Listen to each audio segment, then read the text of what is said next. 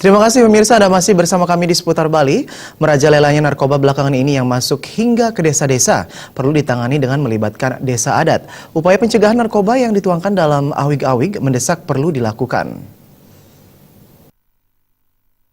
Peredaran narkoba belakangan ini makin mengkhawatirkan yang telah masuk ke semua lini kehidupan masyarakat. Bahkan kini telah meluas hingga pelosok desa.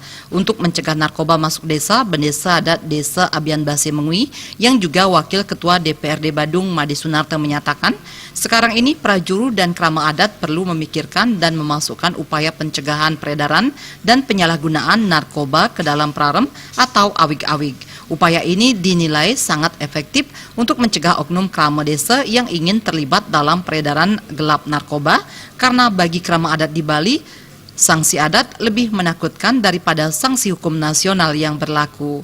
Bentuk sanksi adat ini bisa didapatkan dalam sebuah paruman adat yang melibatkan segenap komponen krama adat bersangkutan.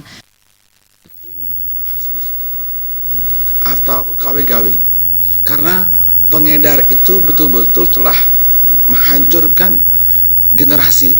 Misalnya pengedar itu bisa dikenakan kalau sudah diperingati, didekati, diberitahu misalnya 3 kali, tetap juga selaku pengedar hendaknya dapat misalnya diberikan sanksi apa tidak diberikan pelayanan ke pura, tidak diberikan pelayanan tirta, atau terakhir misalnya keras adalah kesepekan di desa adat itu sendiri. Itu perlu dipikirkan oleh desa adat masing-masing. Namun saya kira intinya bahwa untuk jerahnya pengedar di desa adat itu perlu, karena sangat merusak generasi kita. Made Sunarte menambahkan, meski negara melalui aparat penegak hukumnya telah melakukan upaya preventif dan represif, tetap saja peredaran narkoba masih tinggi. Maka dari itu, desa adat perlu mengambil inisiatif membantu pemerintah untuk melawan peredaran gelap narkoba dari tingkat desa adat untuk menyelamatkan generasi muda. Riase Bali TV.